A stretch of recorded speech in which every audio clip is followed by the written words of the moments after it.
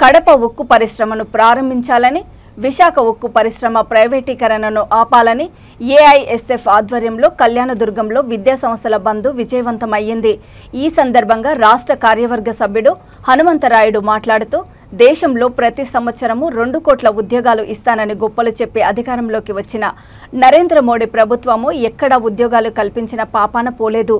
రాష్ట్రంలో జగన్మోహన్ రెడ్డి తాను అధికారంలోకి వస్తే ఖాళీగా ఉన్న ఉద్యోగాలు భర్తీ చేస్తానని అనేక హామీలు ఇచ్చి ఒక్క ఉద్యోగం కూడా భర్తీ చేయలేదన్నారు.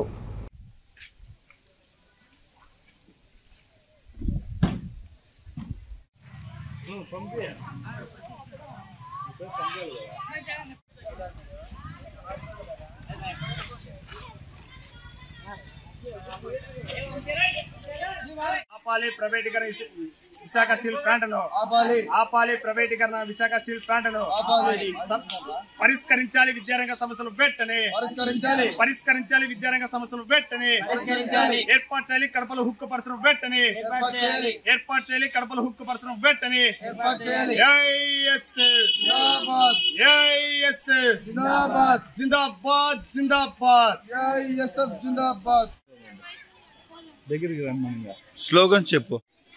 ఏర్పాటు చేయాలి కడపలో హుక్కు పరిశ్రమను ఏర్పాటు చేయాలి కడపలో హుక్కు పరిశ్రమ ప్రైవేటీకరణ స్టీల్ ప్లాంట్ ను ఆపాలి ప్రైవేటీకరణ స్టీల్ ప్లాంట్ ను ఆపాలి ప్రైవేటీకరణ. ఈరోజు రాష్ట్ర వ్యాప్తంగా కేజీ నుంచి పీజీ వరకు విద్యా సంస్థలను బంద్ విజయవంతం చేయడం జరిగింది. అలాగే అనంతపురం జిల్లా కళ్యాణదుర్గం నియోజకవర్గంలో రాష్ట్రంలో విద్యారంగ సమస్యలపైన అలుపెరుగు పోరాటాలు చేసి ఈరోజు రాష్ట్ర వ్యాప్తంగా బంద్ చేయడం జరిగింది, కళ్యాణదుర్గం పట్టణంలో కూడా. అలాగే ఈ బంద్కు ముఖ్య ఉద్దేశం ఏంటంటే, రాష్ట్రంలో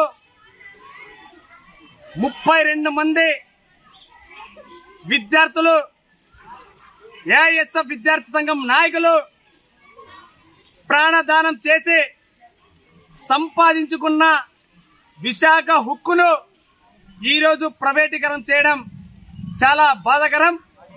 ఈ ప్రైవేటీకరణను అఖిల భారత విద్యార్థి ఫెడరేషన్ ఏఐఎస్ఎఫ్ గా మేము ఖండిస్తున్నాం. అలాగే రాష్ట్రంలో సొంత జిల్లా అయినటువంటి కడప జిల్లాలో రాష్ట్ర ముఖ్యమంత్రి జగన్మోహన్ రెడ్డి కడపలో హుక్కు పరిశ్రమ ఏర్పాటు చేస్తామని చెప్పిన జగన్మోహన్ రెడ్డి ఇప్పటి కూడా ఏర్పాటు చేయని పరిస్థితి లేదు. అలాగే తూతూ మంత్రంగా సంవత్సరానికి ఒకసారి కడపలో స్టీల్ ప్లాంట్ ను మీరు ప్రారంభిస్తారంటే శంకుస్థాపన చేయడానికి వస్తారు. సంవత్సరానికి వస్తే ఈ అబద్ధాల ముఖ్యమంత్రిని మోసం చేయడానికి మీకే ఈ ఆంధ్ర ప్రజలే దొరికారా? ఈ రాష్ట్రంలో నెలకొన్న విద్యారంగ సమస్యలను పరిష్కరించాలని, అలాగే సాంఘిక సంక్షేమ మైనారిటీ హాస్టల్లో మౌలిక వసతులు కల్పించాలని, రాష్ట్రంలో నిరుద్యోగుల సంఖ్య అధికంగా ఉంది. ఈ రాష్ట్రంలో